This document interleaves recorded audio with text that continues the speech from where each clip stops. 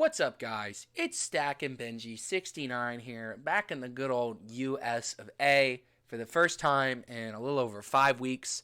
This video is going to be pretty much from my friends and family members, so you don't have to necessarily if you want to hear about my trip and what places I went and what I want, whatever, I'm just gonna send you this video and then you can skip through parts or be like, I'm pretty much doing the cities and I'm gonna rank them and tier list them, and then I'm in a call with both Marcus and my brother Joseph, and then Marcus say something. We'll see if you're working. Say something, I'm Okay, giving up on you. perfect. Joseph, are you still on this call? Don't embarrass me. Yeah. Okay, cool.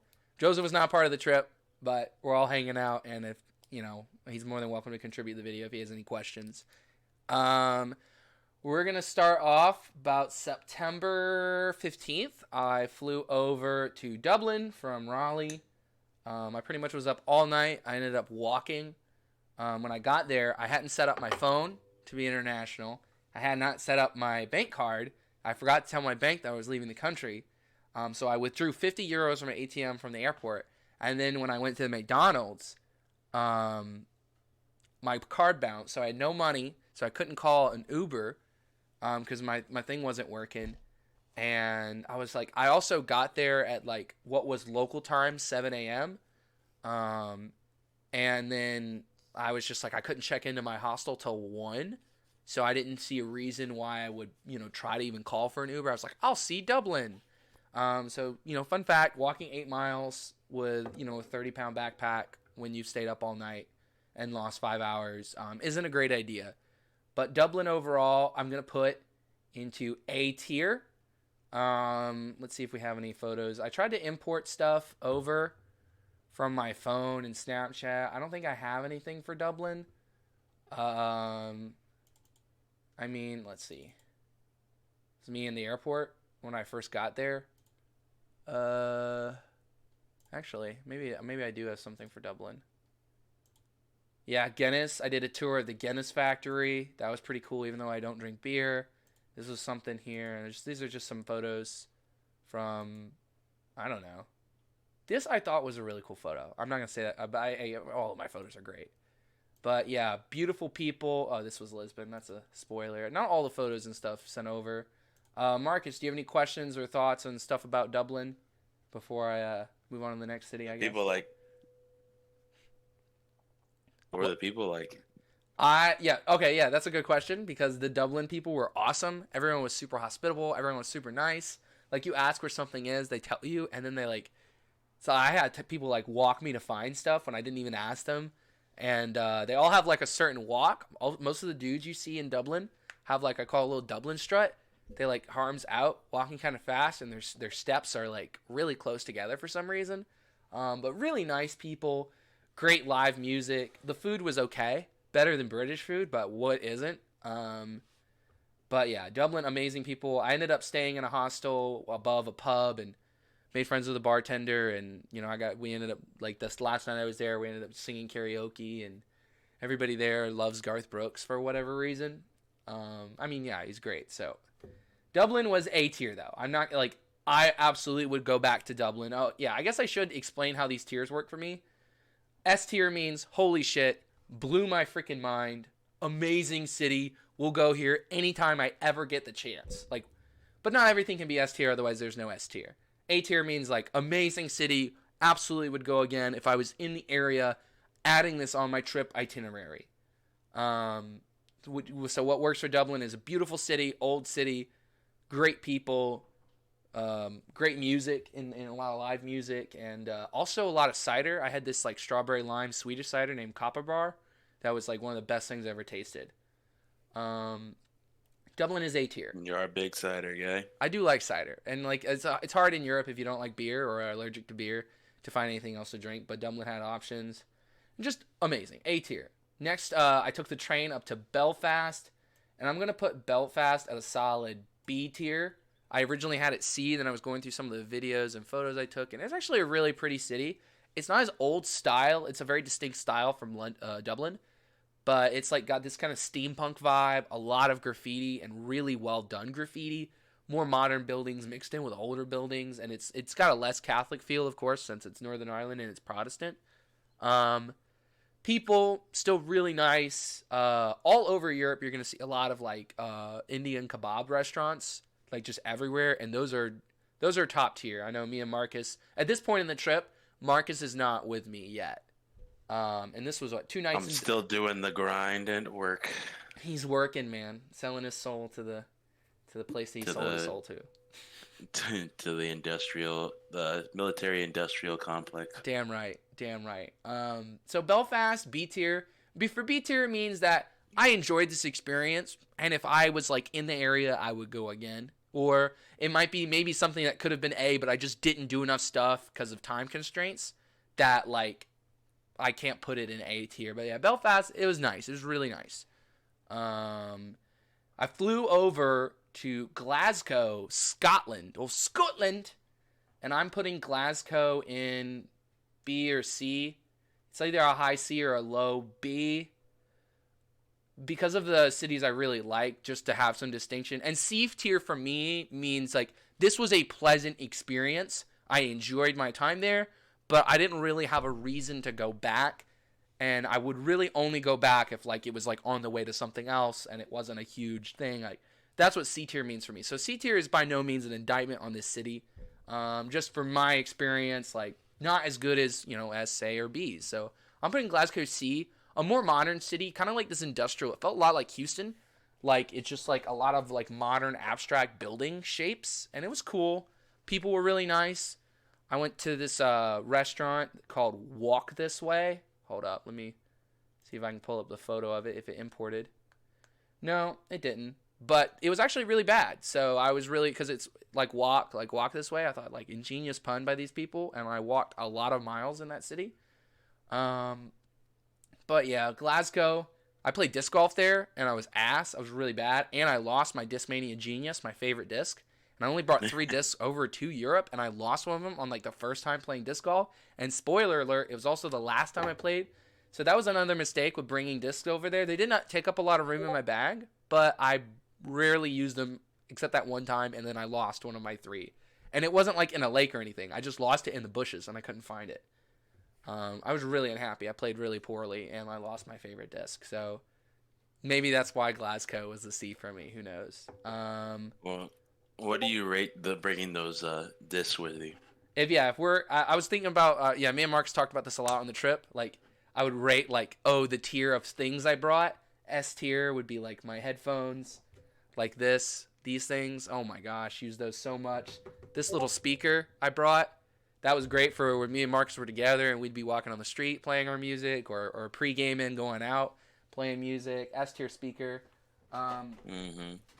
Never, ever, ever travel, guys, without a fanny pack. And you always do like the Europeans, strap it over one shoulder. It's like, I have my passport, my wallet, my phone, my speaker, my little Kodak cameras. I had everything in the fanny pack that I needed access to. And that way, when I was in hostels, I didn't lock up my backpack. Because the only things that were in my backpack was my clothes and a hammock, which don't bring. That was an F-tier item to bring. I used it one time. It took up a large portion of my bag. Don't bring a hammock. My Air Force One shoes were amazing. So, I could do... Yeah, I don't want to get too sidetracked, but that is a good point. The different stuff I brought, those I wouldn't necessarily bring again. But Glasgow, C-tier. Like, nice, but I wouldn't go again. And then this next city, Edinburgh, biggest surprise of the whole trip. This is A tier. Holy shit. Edinburgh was beautiful. It was like a castle of a city. And like you had really pretty gardens. I'm trying to see. Oh, this was Glasgow where I played disc golf. So that's pretty. Glasgow was pretty. This is, fuck, I'm like turning my head. I don't know how to rotate it right now. I'm not going to do it. Oh no, I do. Hold up. But that's an example. This is a grainy phone photo. But that's an example. You understand what I'm saying? Like more of an industrial looking city. I'm trying to find Edinburgh. I had so many more photos. They just did not import. But Edinburgh, holy shit. Like cobblestone streets. A lot of Harry Potter was filmed there. And I don't give a shit about Harry Potter. But it was just really cool. Beautiful gardens. Really nice people. Holy shit. The Scottish people were S tier. You cannot talk to a Scottish person without them being like super nice, incredibly hospitable. And you know what? You couldn't even ask them a question. Their cadence of speaking feels like they're about to tell you a story. Like you could be like, "Hey, I'm looking for this restaurant. Do you know roughly where it is?" And they'd be, "Oh, let me tell you, you want to go down and right where my," and like they just the cadence of storytelling. I love the Scottish people. I did a tour of the Highlands, like a 12-hour tour, and we went up to Loch Ness, where the Loch Ness monster still is to this day. Fun fact, actually, guys. Didn't see him, but it's there. Her. Oh, her, whatever. It's a her. I did not see her, Dumbass. but she is there. The tour guide was a Scottish guy, and he was really cool. And he was like, "I think my theory is that it's a big eel. It was a big eel. We have eels in this lake, and it was just a really big one." And people just, exaggerated it. I'm like, yeah, okay, but it's way more fun to believe that it's a mythical monster. Okay. I skipped rocks there too. So it was really cool to me that I skipped rocks in the same lake with a mythical monster that is 100% there. Even 2,000 years after the first, like, I think Saint something, some guy in like the 2nd century saw a dude get bit in half by this big monster. I mean, that's where the story of the Loch Ness monster started. It was a dude that had the lower half of his body bitten off, which is so badass. Plus learning about all the different stuff the Scottish did and how England screwed them over, I was like, hell yeah. So Edinburgh, absolutely will go again any chance I get. It's just not quite S tier based on some of the other cities I experienced on this trip. Marcus, I know I talked about it a lot with you. Was there anything I left out about Edinburgh? No, you talked about those like beautiful streets and everything, and those were the biggest things that you kept bringing up to me. That it was just like absolutely insane how much you weren't expecting. It felt like a movie set. It really did. Like, and you're just cutting through little alleyways, like 4 feet wide. Like these were streets designed well before cars, and it just felt that way too. Yeah, like you felt like you were in like a little, like you felt like you were in some kind of like other universe in a way. Obviously, it's still like your Earth. Plus, I found out it's not cultural appropriation to have a kilt. Apparently, according to the Scottish people, they're like, yeah, we stole that shit from. Fuck, I think it was like the Danish or something. Or Finland. It was somebody else that did it, and they were like, yeah, we've only had it for like 500 years, so not that long. But we love it when other people. Everybody's stealing shit. Well, it was like, oh, the I'm fucking, just... like, the coat of arms that you have is all randomized. People just come up with them in Scotland. So they're like, yeah, if you have room, buy a kilt, go home, wear it. It's just a cool thing. Like, they were like, no Scottish person would be upset if you bought a kilt and wore it. They'd be like, oh, hell yeah, dude. So, yeah, fun fact, buy a kilt. According to the Scottish people, I asked about it. But yeah, Edinburgh, freaking awesome. Definitely recommend going. Probably the best city in the UK. Definitely the best city in the UK that I experienced. I went to like 4, and that was it. Next up, we have London. London is what an iconic city, right? Bop that bitch into C tier, okay? Here's my thing about London. Like, cool structures. The bridge, it didn't fall. But, like, the bridges were nice. The River Thames, or whatever the river that goes through there. I don't know if that's the one through Rome or something. Thames. It is Thames, yeah. Oh, the River Thames. Like, that stank. It was dirty. It was nasty. So I was like, first of all, why have I heard about this river forever? And if I had $1 for every time someone was like, and it's the reason the river here is why London exists today. I'm like, does it have to? No. But, like, no, the parks were beautiful, amazing. I did a hop-on, hop-off tour, so I did get to see all the touristy attractions. So this is by no means an actual indictment. This is just about my experience in London. Food, below mid. So freaking plain. There's no seasoning on anything. It's just like, it's just boring. Like, nothing was bad, but all the fries, by the way, in Europe are the exact same. I don't know how across so many countries they make frozen fries. Exact same oil. Just put salt on that shit, dip it in mayonnaise. And it's fine. But, I mean, you could go to, like, 4 different places in Fuquay-Varina and get fries totally different. So the Europeans could get more creative about how they cook potatoes. But overall, the reason London stays in C is because I didn't like the people. Fucking the London people were rude, dismissive, inconsiderate, terrible drivers. I was riding in buses and they were getting cut off by cyclists, I guess, technically, if you want to call them humans. But Yeah, barely. I can't get in the headspace that some of these people where just a cyclist cuts off a double decker bus. I can't get in that headspace. I can't understand it. Plus, they drive on the wrong side of the road. Their money looks stupid. And they're super. Tell us how you really feel. No, here's that. But it was just all the things. It's mainly the people why London stayed C tier. Now, had I seen the Shrek Museum before my last day, I would have went, and that may have moved it up to B tier, doing the Shrek Museum. But no, I'm glad I went. I enjoyed it, but no part of me ever wants to go to London again. It's maybe that's the nationalism in me, like America 1776, baby. Maybe it is.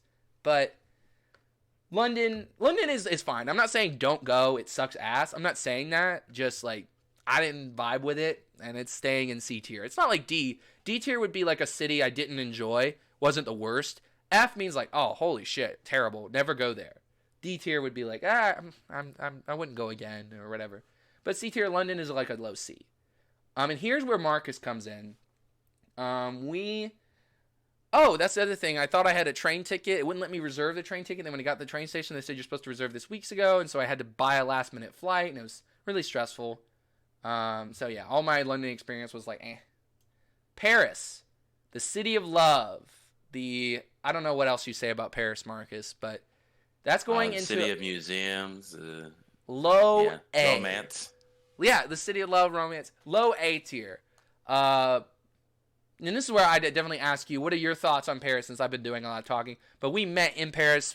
Little stories about museums, but food was okay, like not amazing. Like I didn't have it was definitely better than the UK, but again, what isn't? Like the UK is like the Burger King of food. London is the golf of cities. That's what it is.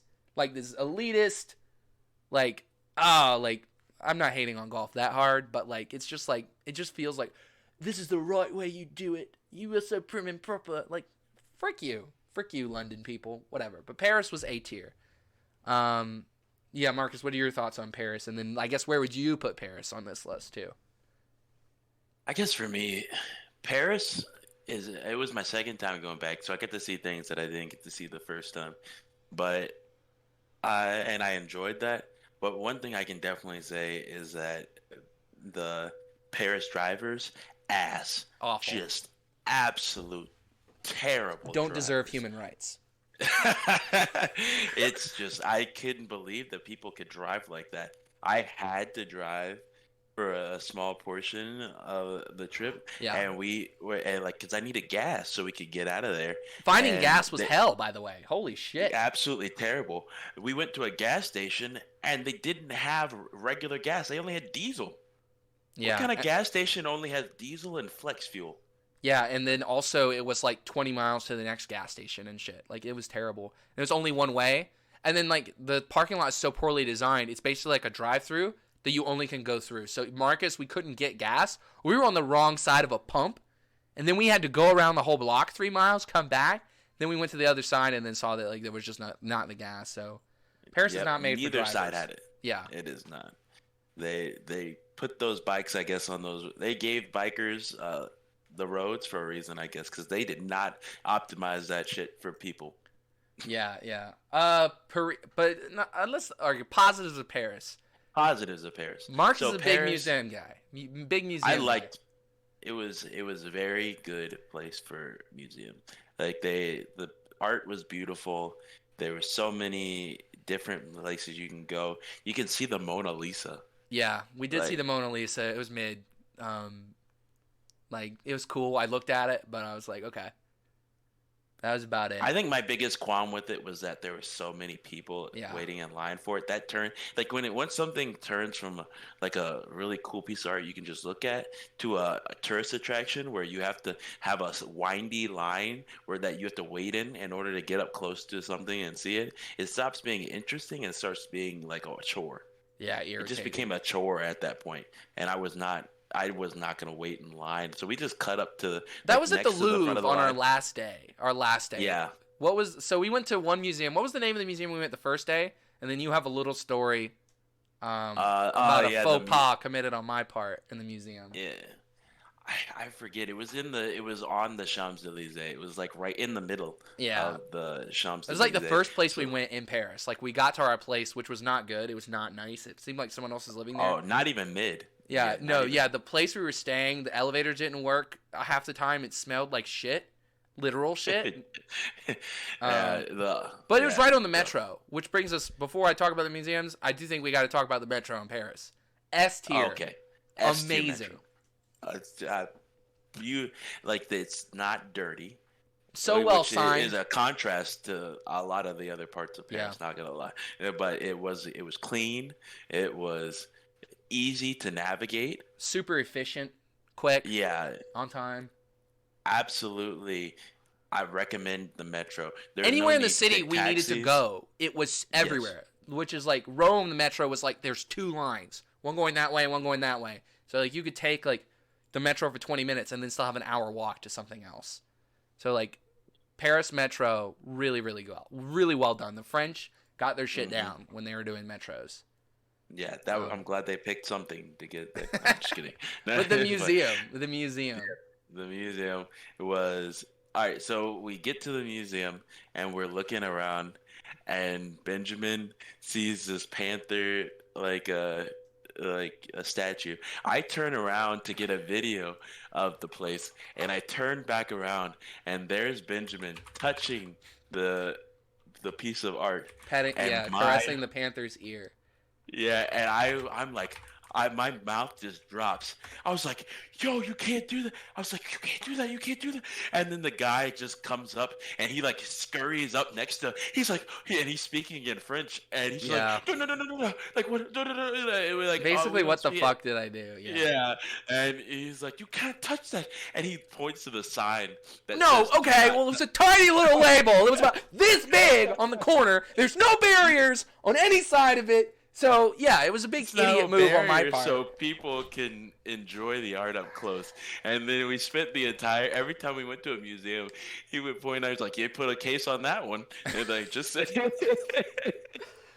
like there's a barrier in front of that piece of art. I now know not to I touch should. it. But, yeah, very stupid American in that moment. And, yeah, so that was definitely a huge faux pas. I felt very stupid and self-conscious. Yeah, it was good. It was all. It It's was I all guess it's a good. kind of funny story, but yeah, that was not my brightest moment for sure. But a very Benjamin move, to be honest with you, just to go into like a 1,000-year-old thing and just be like, oh, look at this panther. Uh, but let's see, what else did we do? The food was pretty good. Like at two of the places we went. Everywhere else was like not good. The street crepes were amazing. Oh, Holy shit! yes. The guy Yeah, dropped the this- spatula on the ground, picked it up Yeah. with a dry paper towel and brushed it off, and then continued to make Marcus's crepe.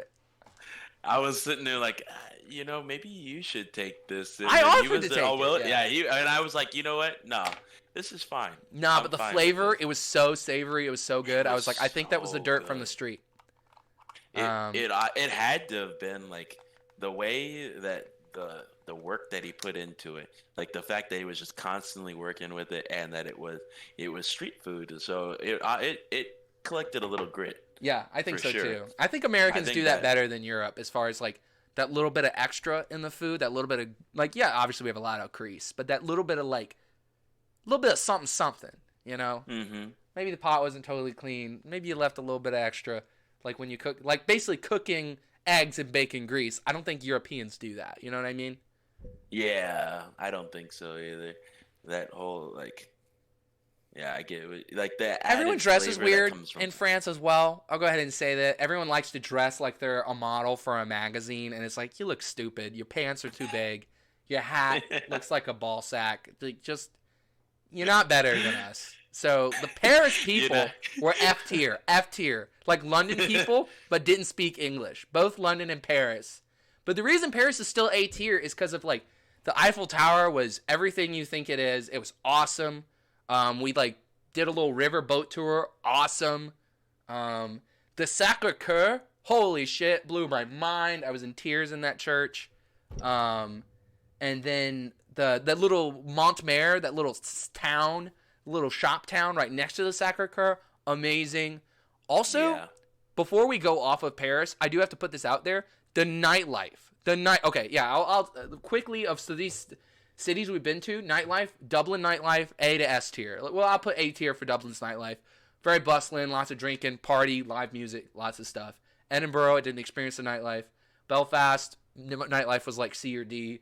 There wasn't shit going on, but it was like a freaking Sunday night, I think. London, didn't really go out. But Paris nightlife, incredibly disappointing. There's not like a central district. When we went to like one of the districts recommended, we found online, talked to a couple of local people. It was like 80% dudes. Yeah. It was just like, okay, let's go to another party district, and I would always go up to the locals. They're like, oh, excusez-moi, parlez-vous anglais? And then they'd be like, oh, un petit. Like, and then they speak like almost perfect fucking English. That's just Europe in general. They like Yeah. to say, I only speak a little bit of English, and then they just come out with perfect English. Yeah. It almost pisses me off a little if it wasn't funny. Yeah, it is. If it wasn't a so little funny. Yeah. But then it makes me not believe people that say only a little, and then like you I go to know. Czechia or Spain. I'll tell you what, Spain they're They not great for actually speaking only English. speak Yeah, a- they do. Were they?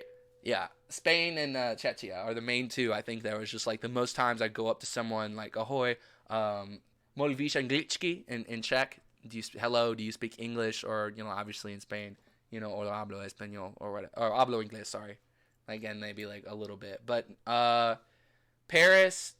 What were we just talking about? We were talking about Oh, the nightlife. Paris's nightlife. Yeah. Oh, we walked to like 6 fucking places. Like on that night, we were drinking. Like we bought some like rum and then some Coke and put that in there, mix it up, and yeah, because like drinks were kind of expensive in Paris. So overall, the nightlife was like C or D tier. But walking around the city at night was really fun. We kind of by accident stumbled across Notre Dame.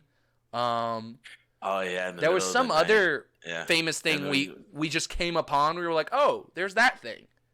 the Pantheon. The Pantheon, yeah. So that was Yeah. cool. That was cool. Walking Benjamin around, but tried it was to just me and wrangle Marcus. We were having a good time. Benjamin tried to wrangle some what's it called? Rats. Rats. Yeah. I did try to catch some rats. They were really cute and cuddly, but did not let me get very close. Yeah. They were running around. These girls were like, he's Rat Boy. Yeah. I really wanted to try to grab one, but we did not get a rat. May have put Paris in the S tier if I did. But I know we did a lot of complaining, but it's still in A tier because it's like it does have a vibe. I know it sounds so stupid to say, but like when I was in New Orleans like has its own like living, breathing kind of persona of a city, and Paris has that similar feeling. Like, and it also, me and Marcus are 2 dudes walking around. If you're bringing, your girl to Paris, I definitely would recommend it. There's a lot of romance in the air. People dancing. The busking is really good as well. Oh yeah.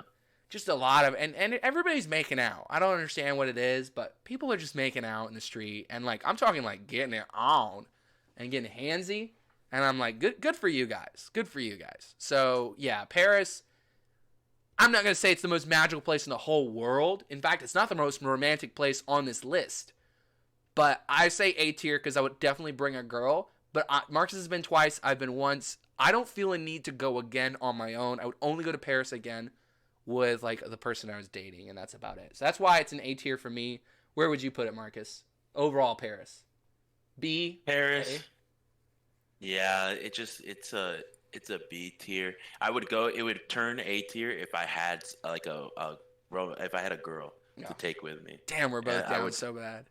No, I'm just messing. Not even. I've just We'll been edit out. enough times Yeah. that there's not enough uniqueness to the place that going back would be worth it. Or I think if I went with a history buff. Yeah, if I I would went say with that. a Someone that history knows buff- their shit about it. Yeah, that's more Yeah, fun. I would definitely, because I would love to hear about like the stuff about the art. Like, oh man, this place was like all back then, and like this happened, and this is so old. Like telling me history facts and stuff about it. I Marcus love is that. saying I he love just doesn't want to go with me again. That's what he's saying. Yeah, that's exactly what I'm saying. Okay. Brussels. We drove Marcus's car from Paris to Brussels, and again, getting out of Paris was living hell in a car. Holy shit. Oh my gosh. So, and then fucking like $8 tolls. I know I was trying not to curse as much because I'm saying this to my family too, but I don't care. Like Europe sucks ass. Their highway system is terrible. There's not gas stations to stop. There's not food to stop on the side. Like, it's just not designed. Like, it's one thing for me to complain, oh, well, the cities aren't designed for cars. I understand having pedestrian-based cities. I'm all for that, right? But, like, their highway system is cheeks. Terrible. At least in France. And everyone is speeding super fast. So I don't have a problem with it. I understand why we have state troopers everywhere in the U.S. Like, we're on the highway. I think we should be able to go as fast as we want, is all I'm saying. But don't shove me on that. Brussels.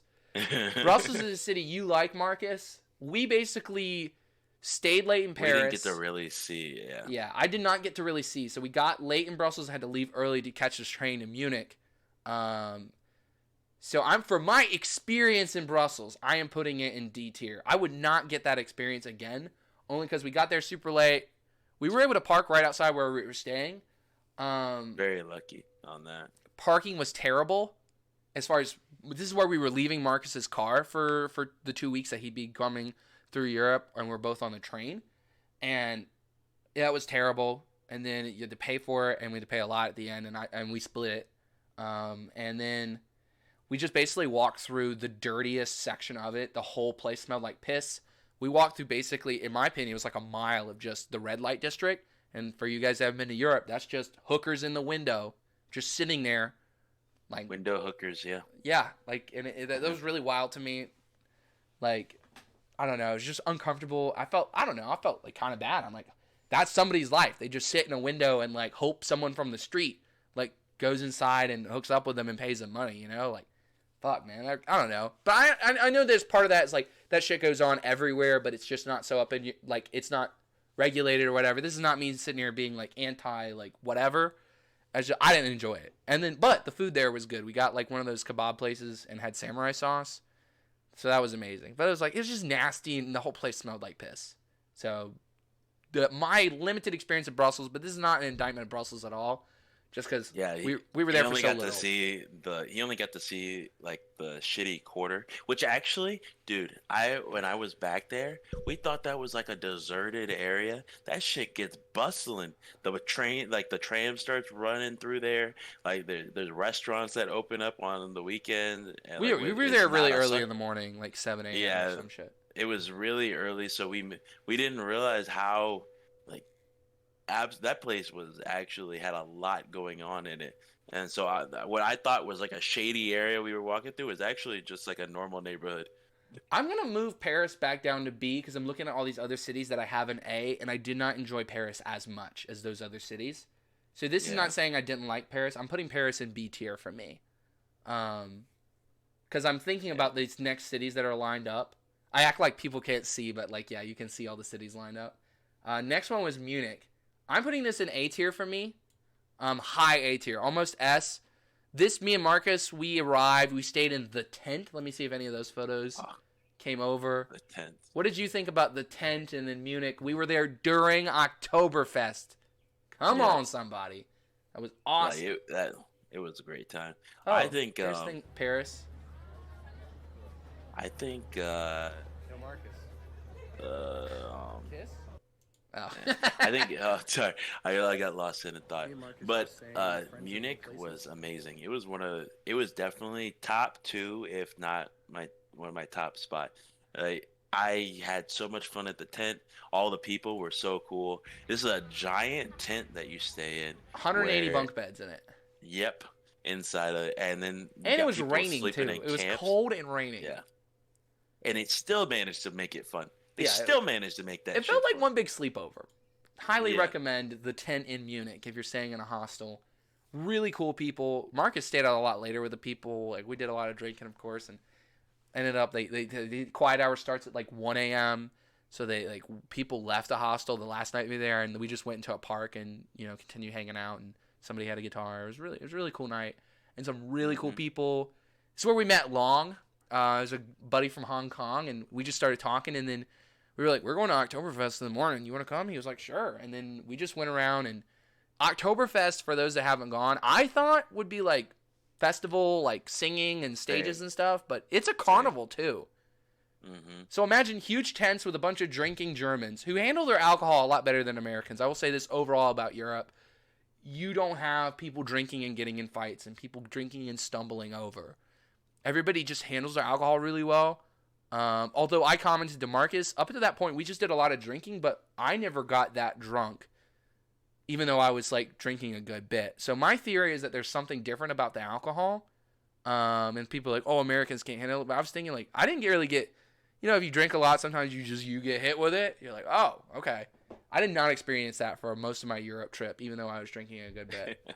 But Oktoberfest, the tents, hardwood floors, just like during the day, we were drinking and then going on the bumper cars, which were really fun. Highly recommend that. Don't drink and drive unless it's a bumper car. New life motto. But the beer, a huge like double pint. I don't know the name of it. A Stein. Yeah. A Stein. Yeah. 13 euros. So it's pretty expensive. But like the tents, they always have a band in the middle. And during the day, it's just like a kind of orchestra type band. And then you go back at night. Holy shit. Place is rocking. Everybody's standing on the benches. You pay for like a table and bands are just playing and the whole place is just jumping up and down and drinking beer. And it is a really good time. Oktoberfest is something to behold. Oktoberfest itself would be like S tier for almost anything, but so Munich is like really high A for me. I just, again, haven't done an S tier yet, but that's not an indictment on Munich. Like, holy shit, amazing, absolutely would go again. We didn't really get to see the city because we got there late. The whole time, yeah. Oktoberfest the whole day. We walked around a little bit. We left Oktoberfest to buy more booze to save money, and then went back also to just take a break from it. And then we left earlier in the morning to go to Prague, a train to Prague. Any more thoughts about Munich before we move on? Is there anything I forget about? Nah, I had enjoyed the people a lot. And where would you put Munich on the tier list? Munich is an S for me. S for you, and that's fair. Yeah. Okay. Next place. This is where we made a mistake on the rail plan, and we make plenty of mistakes with booking routes and stuff. But you try to keep the transfers down to a minimum. But I made the mistake of picking a ticket that had a bus transfer in the middle. Huge mistake. So Prague, like we took a train and then a train to a bus. And I'll tell this story. So like when you get into Czechia, like that language, I could not decipher it at all. Like, yeah, I can see France and like you can be in a French train station and understand where shit is even if you don't speak the language. German, obviously it's pretty easy to read for an English speaker to know where shit is at. But like, no, not Czech. Like, holy shit. It was just a whole other language. But it was really like tough to be in a foreign country having no idea where you were going. And then the thing is, the bus would show up, and we basically figured out they have like a little laminated, like a paper and a plastic sleeve in the top windshield to show you what bus. And we're trying to get to Prague, and like the crowds in Europe are very rude and pushy. And I know Americans are pretty rude, but like I think Americans do crowd control pretty well in comparison to Europe. These people will fucking step on your foot and stab you right in the stomach to get in front of you. Okay? So the man said, Benjamin's sitting here putting his stuff away, and the guy goes, "Excuse me," and walks around, and he's like he's not putting his stuff away. Too. Yeah, no, because there was people putting stuff in the bottom of the bus, and there's people loading onto the bus. It's quick, everyone's running. I'm like, why is everyone running? They're not. It's like we're all got off the train to all go on this bus. It's not like they're gonna have less seats than tickets, right? Well, we're standing there, and there's people putting luggage in, and I am waiting my turn like a civilized adult. And the guy comes up and he just goes, "Excuse me," moves me and Marcus aside, and then puts his luggage under there. And I was like, what the? So then we just, I guess it was first come, first serve, baby. All you can eat at the buffet. All you can eat at the buffet. We get in the bus, and it's almost completely full. And there's 20 people behind us. We're like 10, 15. Because we were one of the latter ones. Because obviously we can't read the damn language. We go all the way to the back where there's only 2 seats left. And then we sit down and realize we took the last 2 seats on the bus, and there were just like, 10 people that were just standing. And this was a 2.5-hour bus ride through the countryside of Czechia, which is really pretty, by the way. Yeah. And it was just like this, like 30 seconds of like, fuck, they just don't give a shit that like you pay for a ticket, but you might be standing on this bus if you don't shove enough people out of the way. And I just turn over to Marcus like, did this guy just say, excuse me, and then cut me off? I don't know. it was such a weird the experience. gall. The gall. Like, But you faked me out with a polite excuse me. You're like, oh, let me get out of your way so you can cut me off. I can't imagine. It's like, excuse me, stabs you in the stomach. Like, sorry. oh, sorry, sir. Excuse me. But Prague is, for me, I know for you it's probably S, but for me, high tier A. Prague was like Edinburgh, that level of beauty, like really old, gothic, just majestic.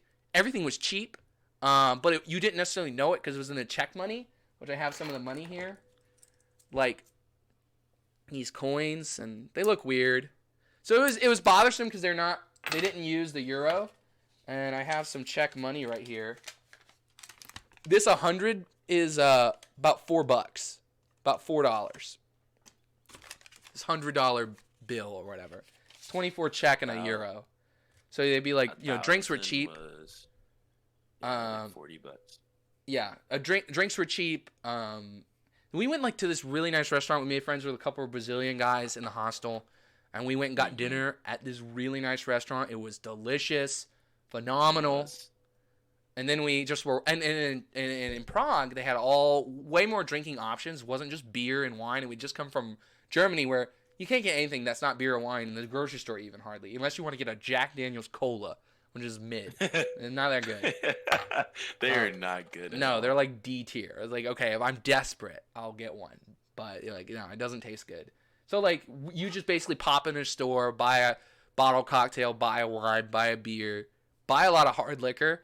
Fun fact, the Brazilians, like, at least David was telling me that, one of the guys, his drink of choice was whiskey and Red Bull, vodka Red Bull, or whiskey and Red Bull, and you don't think that's good, but I tried it, not bad at all. So, kids, we were watching, kids, put some whiskey in your Red Bull. I just want you to know. No, but that's, yeah, that was, but just overall the night of, like, going, maybe I have this. Maybe this one did go. This was, we went and had a really nice dinner, and then we went to one bar, got some cheap drinks, got a little more lubricated, I guess. And then, I don't think this is...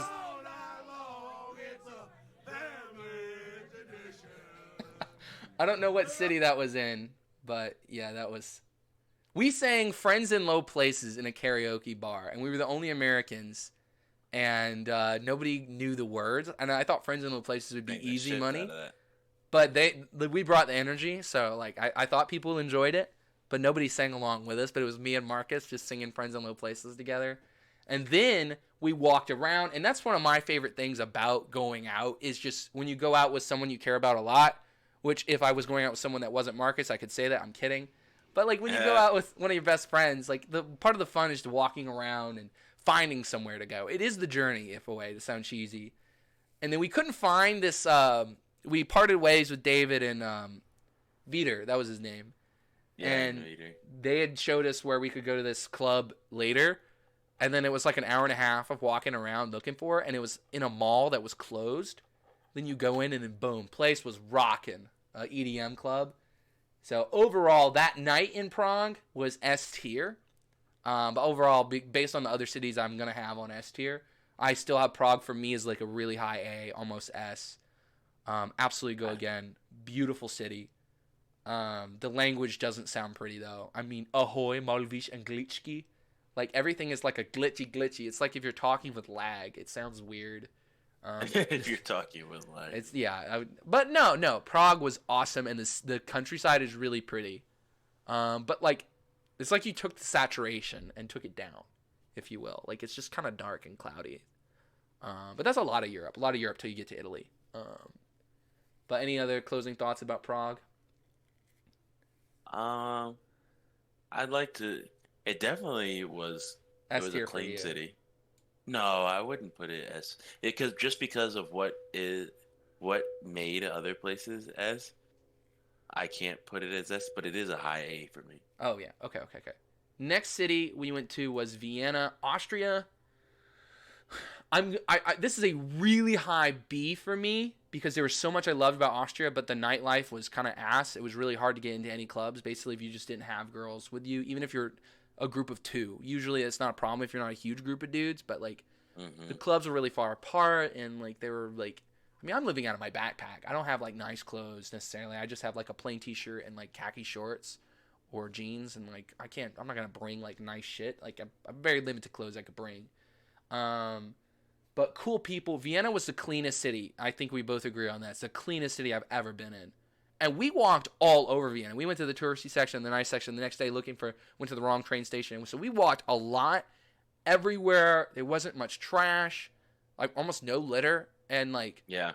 no smell, beautiful, lots of fauna. Like there's everybody, like the city just has like little parks, and it'll be a park that's like 10 feet by 10 feet in between streets. It's just big trees, and like it like, and then you'd have office buildings with huge window boxes with trees, and like there was just trees everywhere throughout the city, so much green, and it was just very well organized and really pretty. Really, really pretty. Not quite as pretty as Prague. The food wasn't that good. The couple places we went, it wasn't bad, but it wasn't that good. And They didn't have anything unique, about the food. no, yeah, I'd say that's a great way to define it. Nothing, but Vienna is like a high B for me. I would absolutely kind of go again, but like as far as my experience, truly beautiful city, nice people. But Austria, the countryside, when we were going from Vienna to Venice on the train, going through the Alps, S tier. So actually, the most beautiful countryside I saw in Europe. Austria was it's amazing.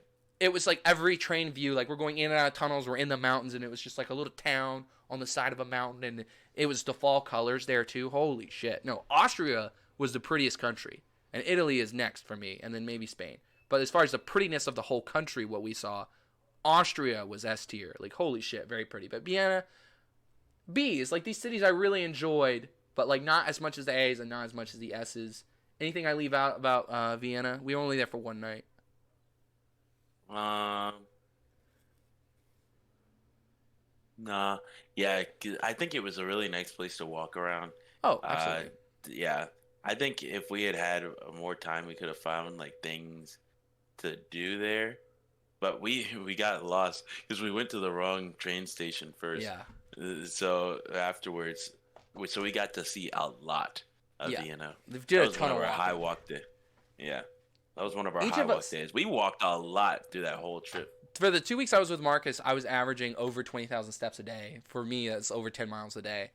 And one of those days, the day Marcus left, I ended up walking a ton. Marcus had a day with multiple like 30,000 step days, because of his short little legs. But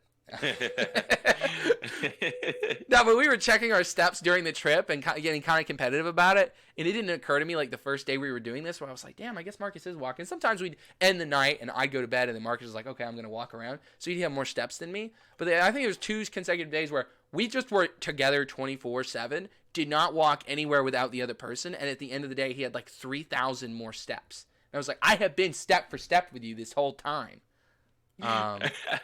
So Marcus's step count looks more impressive than mine. But you know, comparison is the thief of joy. Those tiny little legs of mine. But Vienna was really just a pretty city to walk around in. Maybe someone else will be like, oh, you missed this and this, and there's a lot of stuff we missed. Some of these places like Munich we did 2 nights, the Oktoberfest, but Prague, Vienna, like Belfast, Glasgow, Brussels, these are all 1-night stops, so we're not going to be able to see like the best stuff. But I'm going to say Venice, Italy, S tier. This is my first S. Holy shit. One of the most beautiful places I've ever been in my entire life. Felt like a movie set, felt like a COD map, like just intricate little streets, beautiful buildings. The Italian people, you just walk around and it's just like, it feels like you're on another planet. The water does smell like sewer. But that's how pretty the city is, and it's so it's like imagine the Romance of Paris, but compacted. Like I would absolutely like if I was doing places to take your future wife or whatever. Venice is up there. The food is not that good though. Like it's not bad, but like this was our first stop in Italy. Technically, we had a stopover in a small Italian town. It's Udine. It was like okay, it was just a small town where we spent the night. Definitely, if you need to make your way from like that top like Eastern European side, and you're going into Italy, but you don't have a way to get like there in the whole night, Udine is a fine stopover place. Yeah, absolutely. But Venice, like me and Absolutely Marcus, beautiful. every time we walked around a corner, especially at night, it was like, holy shit! It was like so beautiful, so majestic. Absolutely would You go never again. knew what you were gonna see. Yeah, everything. And then like the fact that the streets are water is really cool, and there's boats everywhere. And who doesn't like a boat? Come on, guys. I mean, it's boats. The buses were boats, guys. The buses were boats. We got to see the entire island by just riding a taxi that is a boat around the island.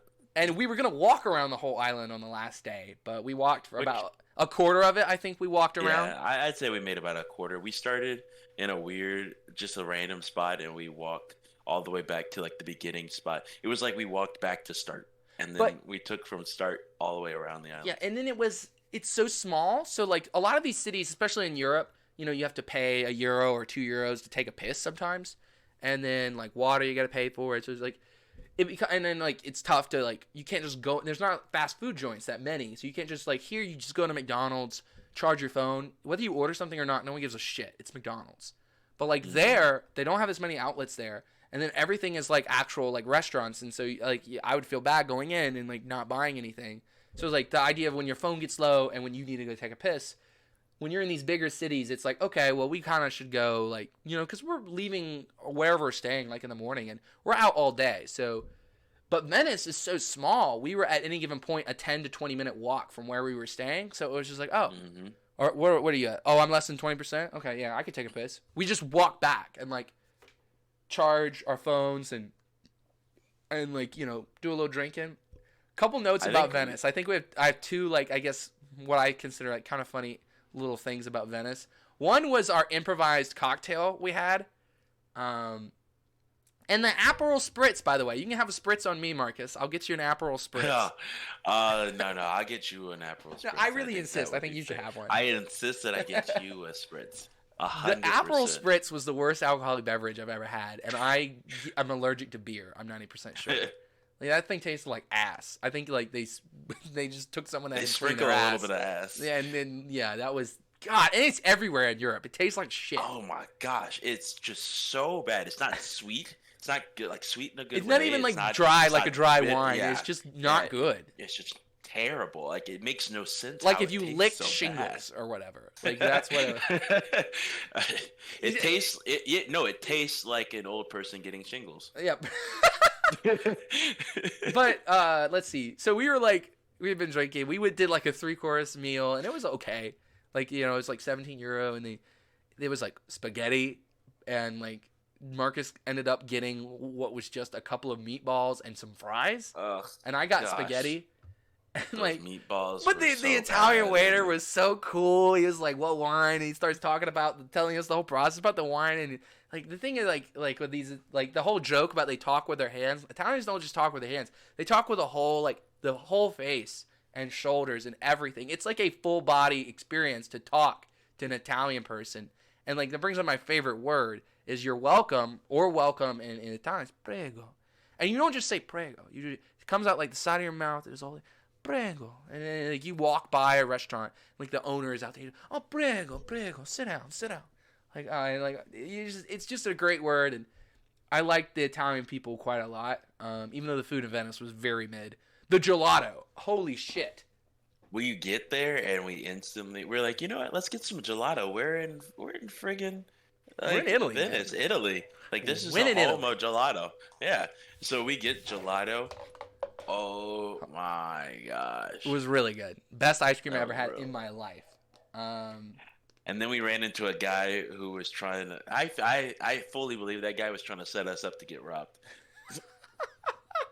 It was an African guy, and I think his opener was just opening up to Marcus, and he said, "Are you from America, my brother?" What did he say? Yeah, he goes, he said, he's at Africa?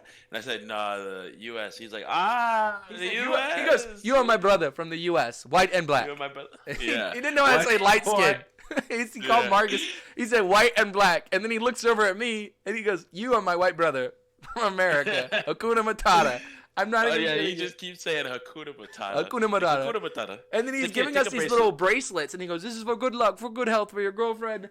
And I'm like, no. And Marcus is like, no. He goes, no, I insist, no, take it. I'm like, I can't pay you for this money. No, take it. So I take it because he like freaking insists for like 2 minutes. Oh my god. And then he goes, oh, take one for your mother, take one for your sister. It gives us a bunch. And then so I'm like, Yeah. okay. So I go and get like the €2 coin because I'm like, all right, I did not want this bracelet. You're giving it to me. I understand you got to make a living. I'll give you a couple euros. And he goes, what are you? Do you have €20? And I'm like, what? He goes, I have like 6 brothers and sisters in my country. And I'm like, okay. Like, I said, tell you what, I will my give you brother what and I my- have. Big mistake because I opened my wallet and I only have 10 And you're euros. like, oh, pounds. Yeah, I had 10 euros and I knew that. So I was being honest. I'll give you the 10 euros I have. And then I go, see, look, this is all I have here. And then he goes, oh, you have pounds in there. I'm like, dog, that is for me. Because I was saving pounds to bring home. I mean, I got to have my Winston Churchill, baby. But and then as soon as we get like as soon as we walk away, Marcus is like taking that shit off and he's like, take that off. I think he's marking us to get robbed. So that was fun. We took those shits off. We left them on the table as we were leaving the Airbnb. We were like, we don't want that. We don't want them. The last there was Oh yeah, go ahead. In Rome.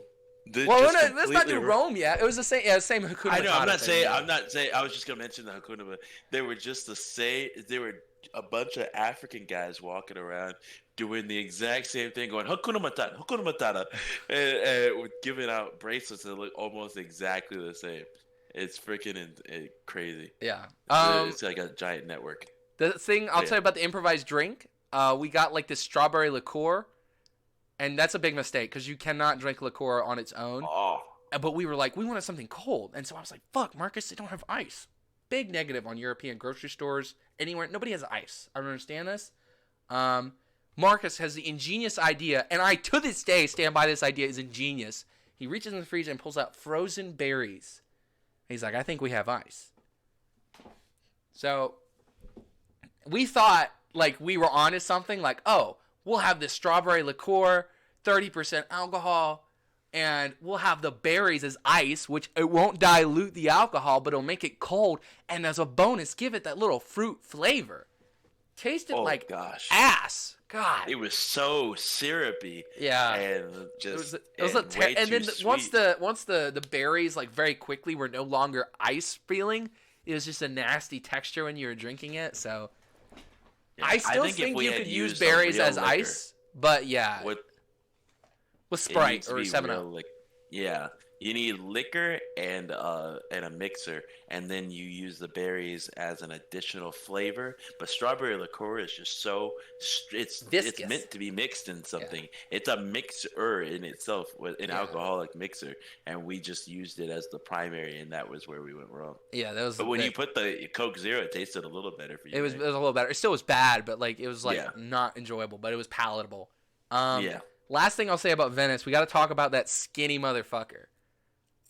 Like oh my gosh, that lamppost of a human being. So this is the last day. We've just figured out how to get the taxis, and we're trying to take a taxi, I think, to Murano and then Borrego or something, the different famous islands. But it's towards the end of the day. It's towards sunset. We're both very tired. We've done a lot of walking around, a lot of drinking the last 3 days. And the thing about these boat taxis is you basically have like the like just the edge of the brick and there's water, and then the boat taxis will often have a little walkway onto a floating dock. The dock will have a rail and have one opening about 4 feet wide where the taxi will then come up, tie to the dock, open the rail, the person opens the rail. You have about 4 seconds to be getting on that boat, and if you're not sprinting towards the boat or stepping on the boat, they're closing that rail and untying and going off. I mean, this is a really quick thing. They don't have like a sit there for a little bit. It is, you better be ready to fucking go. They're on a schedule. You go. Like, they're moving. We got an Italian guy, maybe this wide, and I'm going to body shame him because I hate him. But he was with, I'm assuming his wife and sister-in-law, just an older gentleman, but like he wasn't so old I feel sorry for talking shit about him. Yeah, no. No, but this looked like something out of a British movie. Movie. Yeah. Like this motherfucker, here's the thing. He's just kind of standing in the opening. And we're like, some boats come and they don't have the right number. But he's standing in the opening with the 2 people that are with him. And me and Marcus are kind of behind him, like, we're waiting on the boat because we know this shit is fast. And we assume at this point he is an ally for us. That was a big mistake because he's just kind of standing in this thing. We see our boat coming. We're looking at the number. Oh, that's number 2. It's going back to the main island. Going back to the main island. This man, and Marcus can't see this, but like he's just kind of is like just standing. And what he does, rather than go, that's not my boat, let me get out of the way for the other people that are trying to catch the boat. They have about 4 seconds to do so. He starts to go towards the boat, gets right in the opening. Acts like he's about to get on the boat. Acts like it. So we can't like move him aside or say excuse me and cut him off like the guy in Czechia did.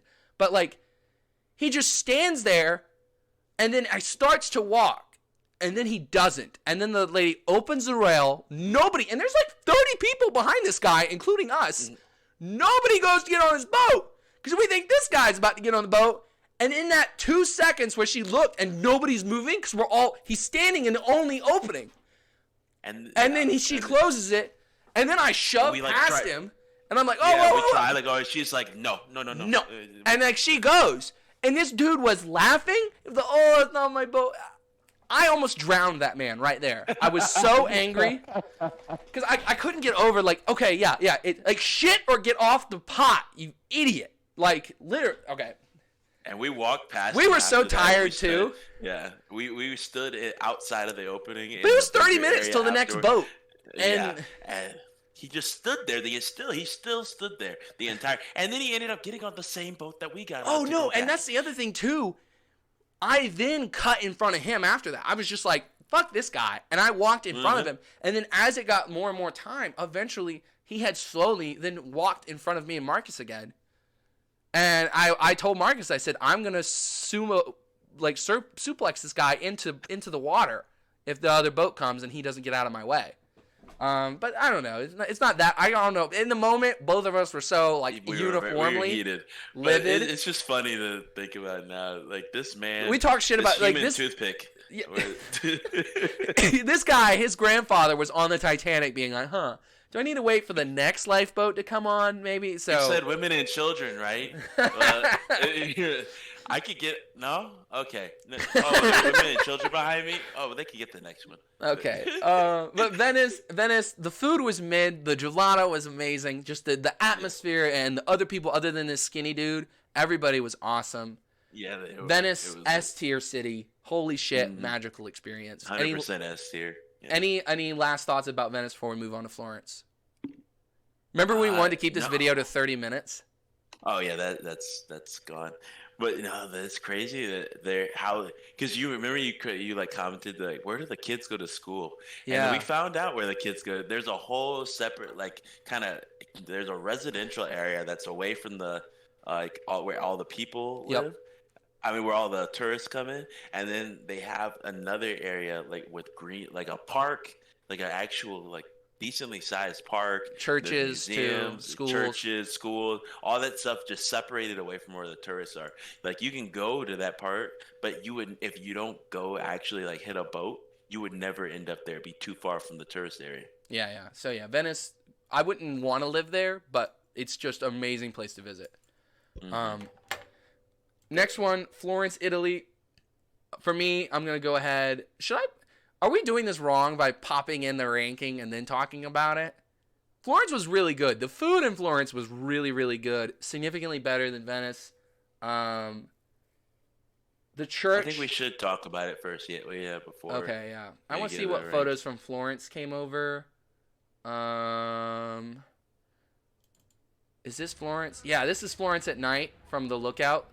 Like, just beautiful churches and shit. Again, great people. We were staying in this really cool little house. Amazing. Mosquitoes are just in so Italy, many mosquitoes are terrible, but that was still great. Yeah, Florence.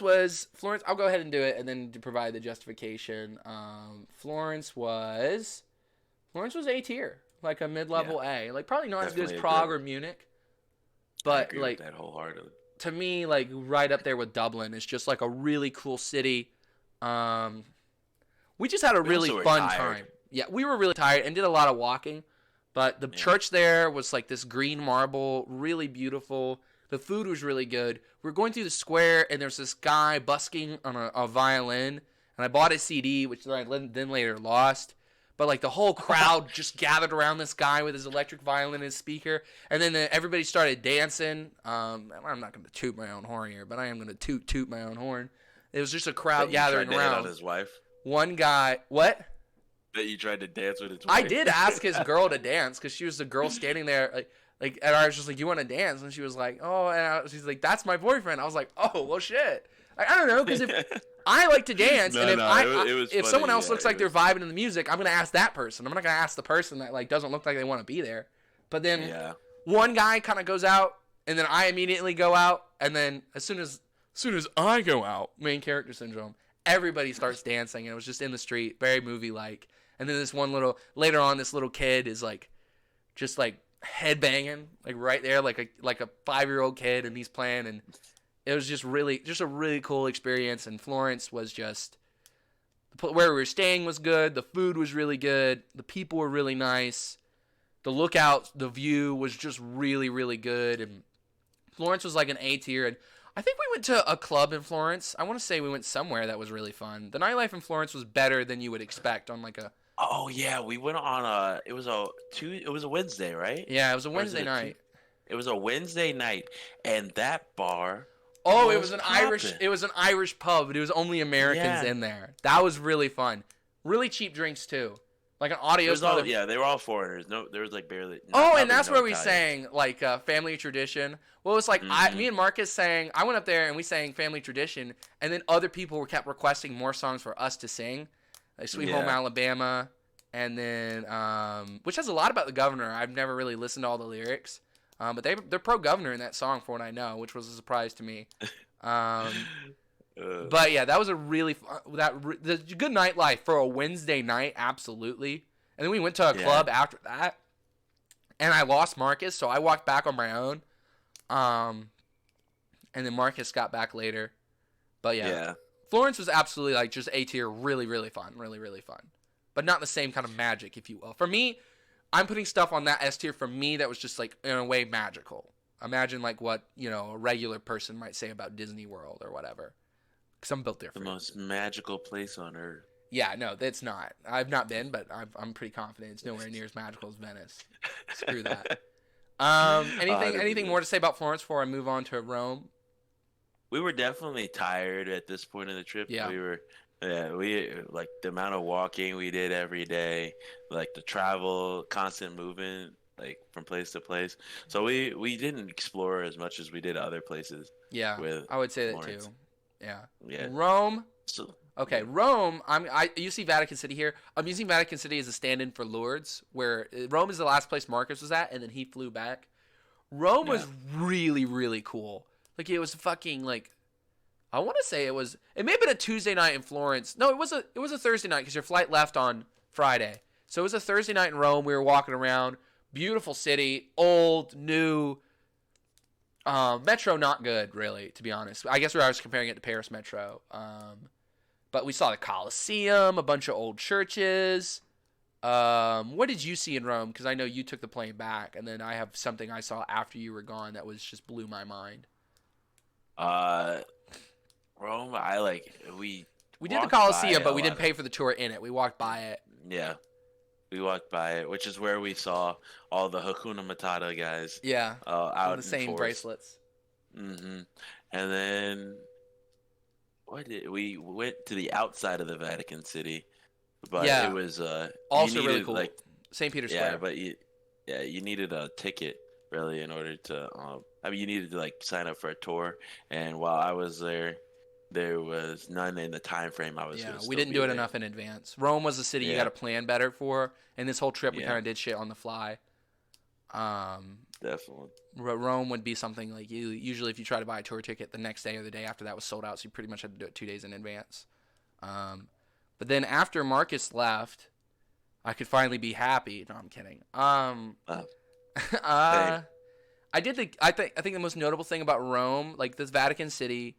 But I did that the very last day. I did the catacombs, and I did go out. Rome's nightlife was better than Paris, but not nearly as good as Prague or honestly Florence. It was pretty good. Like Rome's nightlife was pretty good. I went to a couple places on my own. But the catacombs for me super surreal. Like 2,000 years old. Some of the most of what I walked through, original like floor, original walls, original literally shit that had not been changed in 2,000 years, and it was just so much heritage for me with my Catholic faith and Christians meeting there for hundreds of years, and how they pretty much met there up until the 800s, and then the walls of Rome were like established, and so since they were outside of Rome, they were forgotten about for another 700 years, and then they were opened back up, and then they were forgotten about, and then in the 1800s they renovated them, and like it was so surreal, and the tour guide was really good about talking about the history of it and what things meant, and then also he was pretty funny as well. His little one-liners were really good. So it's just like Nice. the catacombs was like S tier. Like I want to go again. I want to bring somebody. I want to bring my kids there. Like catacombs was like I felt very, very Catholic and very like that's like it's like when I'm in North Carolina. I'm very proud of being from North Carolina. So like when there's North Carolina heritage or stuff like that, I'm like damn right. And so like when I was in those catacombs learning about early Christians and stuff like that, I was like damn right. So catacombs were S tier. It makes Rome overall S tier. Food really good. Pizza is okay. I'll say this, maybe American pizza's ruined my palate, but like the pizza in Italy is not very savory. Like it's nice, the crust tastes better, the bread you can tell is better. They don't put a lot of cheese and they don't put a lot of sauce. It's just like kind of like I felt like they stopped halfway when they were adding cheese and sauce. Like obviously it's not greasy at all. Like you don't really feel fat when you eat like Italian pizza. It like feels like more of like I don't know, it doesn't feel like it's not even I wouldn't even almost call it the same thing as what Americans have done to pizza, which I like American pizza for the most part. Unless it's like Papa John's or whatever. But yeah, Rome was S tier for me. It's probably a lot I'm forgetting because we're doing this video way longer than I wanted. But I mean, who's gonna watch this? My friends and my family, and they can skip through. But Rome, I'm trying to remember. Is there anything I talked about with Rome that I'm forgetting about now? Oh, the Vatican. God, screw all the people, all the tourists at the Vaticans except me. Like people are cutting you in line to get into St. Peter's Basilica. I'm like, you are in a pilgrimage.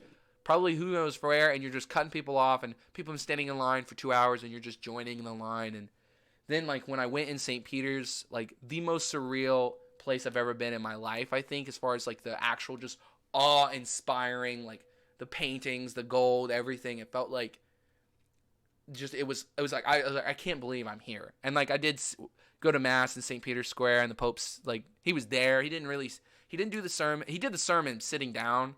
By the way, if you're watching this, Pope Francis, not if you're watching this, Pope Francis, but if you are watching this, and you give a shit about Pope Francis, I don't know how much longer he's going to be kicking it. He was like not really able to walk on his own, and he did not distribute Holy Communion. He did not really stand up or say the Mass. He gave his sermon sitting down, and then someone else, consecrated the Eucharist, and everyone just whatever. So it was like it wasn't Pope Francis that said the Mass. He just did the homily. And he just looked really, really old and really, really, I mean, he is old, but like, I don't know how much longer he's going to be around, but I've got to see him twice in my lifetime. So I feel very blessed. I will say like the tombs, when I went downstairs in the St. Peter's Basilica and saw a lot of Pope's tombs, and they had so many signs that saying no photography and absolute silence. This is a sacred place. And they said in Italian and English and Spanish, and all the people walking around were taking selfies and doing poses and talking, just like me and Marcus have been now.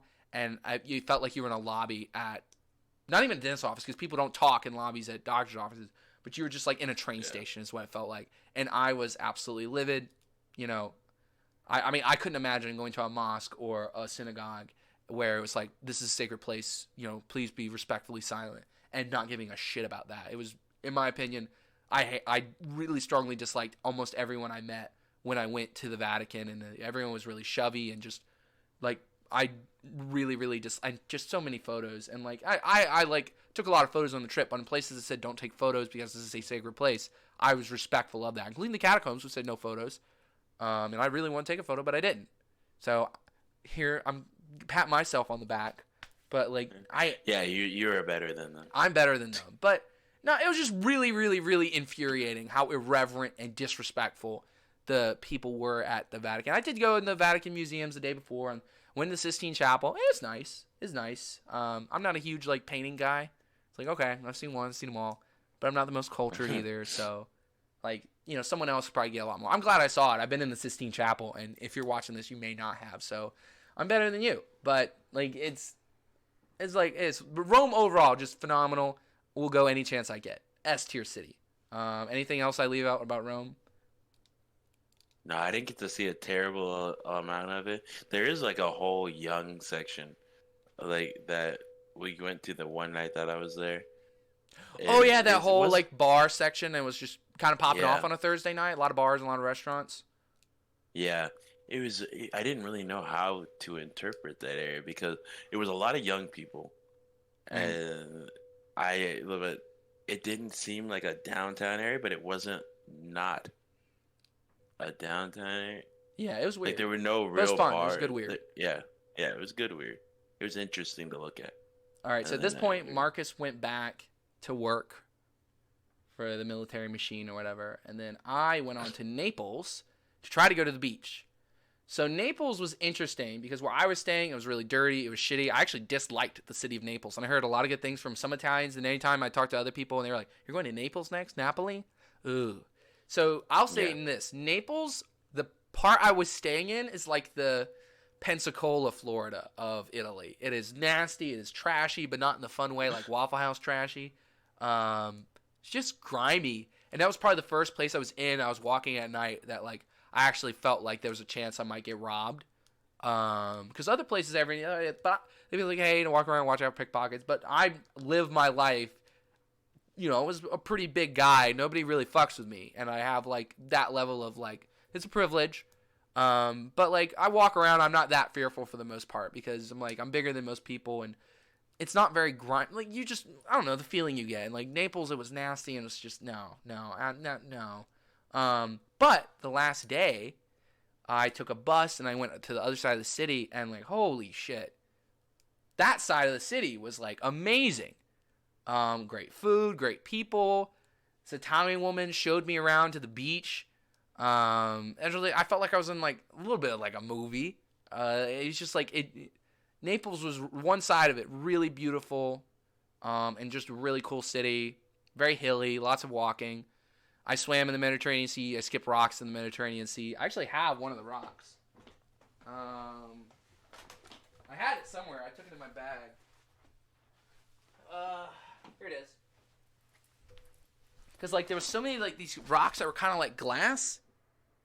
I thought they were broken glass, but it's just a really clear rock. I mean, I don't know. You can kind of see through it, but I thought that was really cool. So Naples for me is gonna be B tier because like I don't like it as much as these A tier cities, but the food was really good. I had some really good like rigatoni alla falla or something like that. Really really good. But I did have to the second night I stayed up all night because I had a 6 a.m. flight, so I took a midnight, the last midnight shuttle to the airport because it was going to be an hour and a half walk, and I didn't want to do that, or a 2 hour walk, which I've done, but I didn't want to do that at 3 a.m. And then I just stayed in the airport all night, kind of awake. And then I took a very early morning flight to Toulouse, France, which I then was actually a nice little town. And then I walked to the train station and took a train to Lourdes. And we don't have Lourdes, so I'm using Vatican City as a placeholder. Lourdes, for me, S tier immediately. Most Catholic place I've been to my whole life.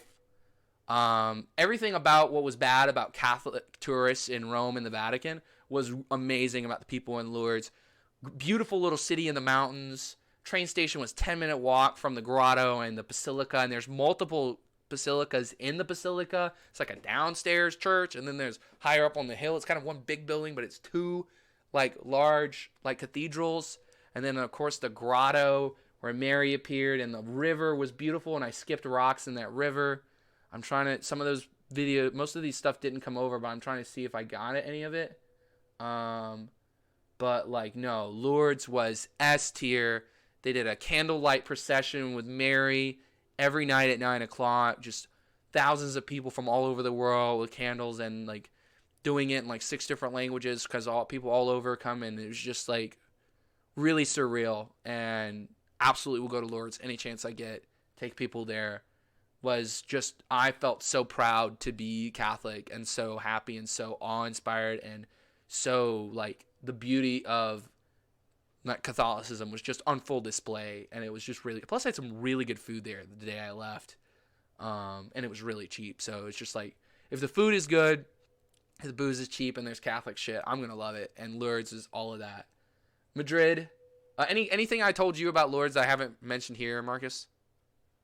Um, I'm not remembering anything. I remember you said that they had that it was really easy to get around places and stuff. Yeah, it was pretty small, like relative to some of Yeah. the places we've been. Um, but yeah, it's very hilly as well. Very beautiful. France outside of Paris is very, very beautiful. And Paris is pretty too. Take Paris down to D tier. No, I'm kidding. Every time I talk about it, rank it lower. Madrid. Madrid, so this is tough. I was only here for one night. No, 2 nights. But kind of one, because I got here so late. Because I had to basically I left Lourdes and then took a train back to Toulouse. And then took a plane from Toulouse to Madrid. And I did not get to Madrid till pretty late. And Madrid is like a high B, but I don't want to put it in A because I didn't love it as much as these cities. But I was only here for one night. 2 nights, but the second night I did do a bar crawl, and I will say the city of Madrid is incredibly beautiful. So much culture. I did a walking tour there. The food I got there, that one restaurant recommended by the walking tour guide, was that kind of ass though. So like, to me, like, I guess I'll leave it in B only because it wasn't as quiet as like this. But also, again, I didn't really get to explore it that much. I had a great time going to the bars we went to though. Really good time. But I also drank probably a little bit too much. And I got back really, really late. And I was very hungover the next day. So Madrid, I'm leaving it as like a high B. But I think like if I got to spend more time and I wasn't a month into my trip, dead tired, probably would have been more. But I felt like it'd be disrespectful to these if I put it in like the A tier. Again, B is still really good. C is like the like eh. And then D is like ah. I'm not going to put any of this in F. I didn't have such a negative experience in any of these. Barcelona, Yeah. I'm going to put in B as well. I was only there for one day. This is very towards the end of my trip, and I was incredibly tired, exhausted, a little bit still dehydrated, hungover from Madrid. But I was there for 2 nights, but again, you get there so late, then you wake up, and then you're leaving early in the next morning. I think I had like a 7 a.m. flight. Which, again, when you have a flight that early, you go to the airport that night. You don't try to, when you don't have a car, you can't trust that there's going to be a shuttle or that the subway is going to run, like, or that you can call an Uber. That was the scariest thing. Like, when you're early morning, like, and you know it's a 2-hour walk, you can't hope that you'll get an Uber. Because in Europe, a lot of times, people accept the Ubers and then just drop it. And if it's too far, so, like, sometimes there was definitely multiple nights where I'm trying to get home and I get 3 different Ubers and they all drop them as soon as they see where I'm going or whatever. And so, like, I was like, I can't risk missing a flight because someone doesn't want to drive out to the airport in the morning. So that was another where I had to stay there all night. But I took a train from Madrid to Barcelona, and Spain is very beautiful. It looks a lot like Texas in that style of like kind of deserty, kind of hilly, kind of isolated trees. Spain is very, very beautiful. Barcelona is going to be B tier. The beach was beautiful as well. I basically, that one day in Barcelona, I spent like 4 hours just chilling out on the beach, and then went back to the hostel and slept. So I did get some good food there. I think I got some Korean barbecue. That was really, really good. Nope, that Yeah, was in that you Lisbon. ate way too much of. No, that was in Lisbon. Oh, I that got was in multiple Lisbon. nights of Korean barbecue towards the end of the trip, because that's the other thing is, towards the end of the trip, I wasn't as particular about trying the foods of the country because it was like I'm hungry, and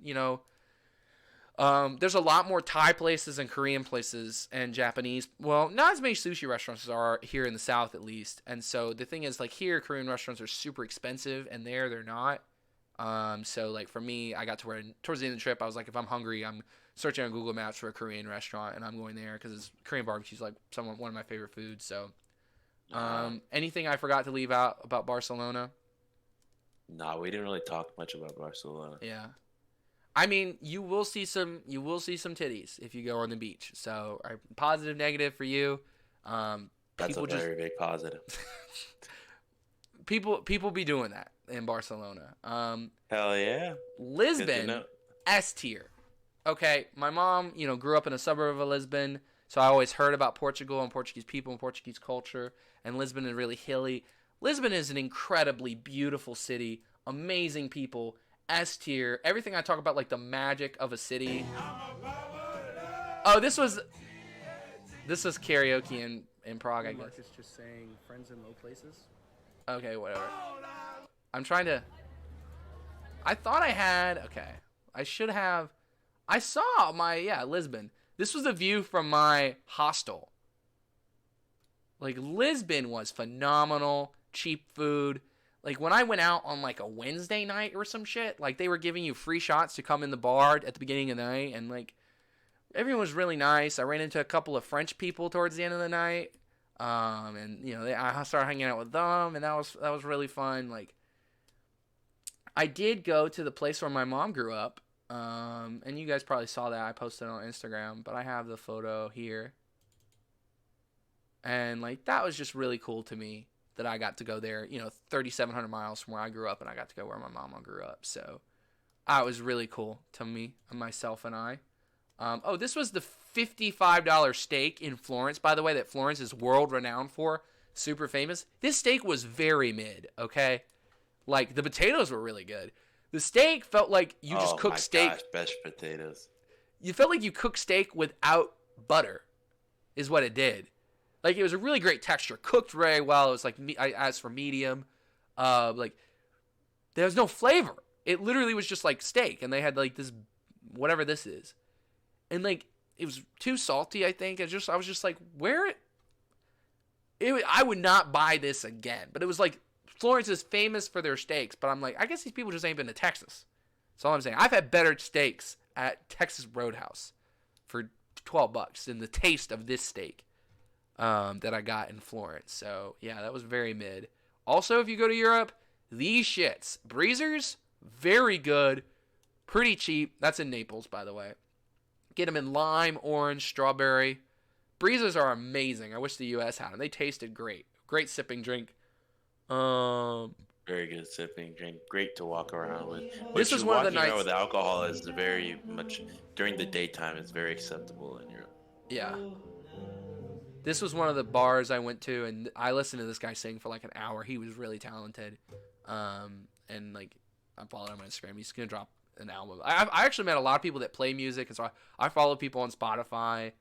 I met some British girls at that bar, and we hung out for a couple hours. And her band had a song I really, really liked. That's the bumper cars. Oh yeah. What kind of horse shit is this? All right, I'm just gonna include this because I just annihilate Marcus right here. So. Okay.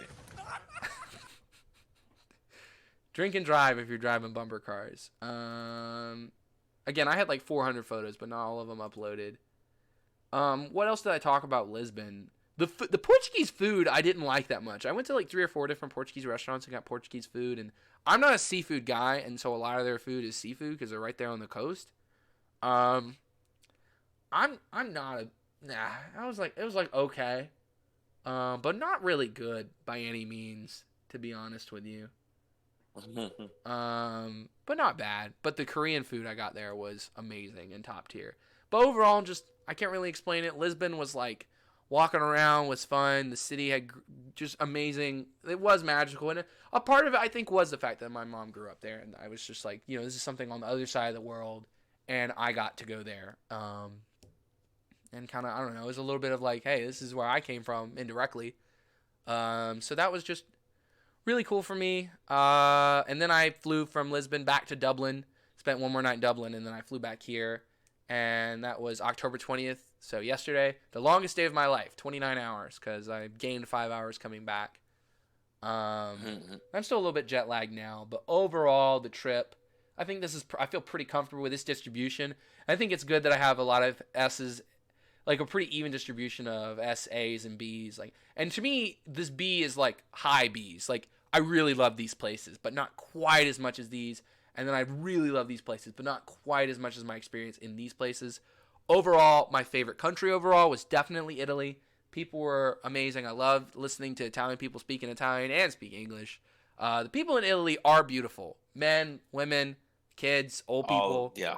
Just a Just good-looking freaking nation very of people, attractive okay? people. Yeah, absolutely. Spain also had a lot of like very beautiful people as well. A lot of very beautiful women. And then I guess I don't know, overall, yeah, definitely Italy was my favorite country. Austria and Italy were the two prettiest countries, I think. I don't know. I'm really, really, really, really, really glad that I've been blessed with the opportunity to go to this trip, that I got to do 2 weeks of it with one of my best friends in the whole world, Marcus.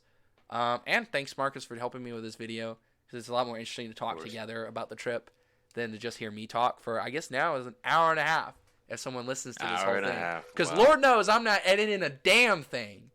But this makes it a lot simpler. Now when people say, how was your trip? I'm like, do you have an hour and a half? Here, you can skip through. There you go. Watch at your own pace. I would say like and subscribe, but I'm going to make this video private. And you're going to need to get the link from me to watch it. So it's just like, I don't know. It depends how much you care about the trip.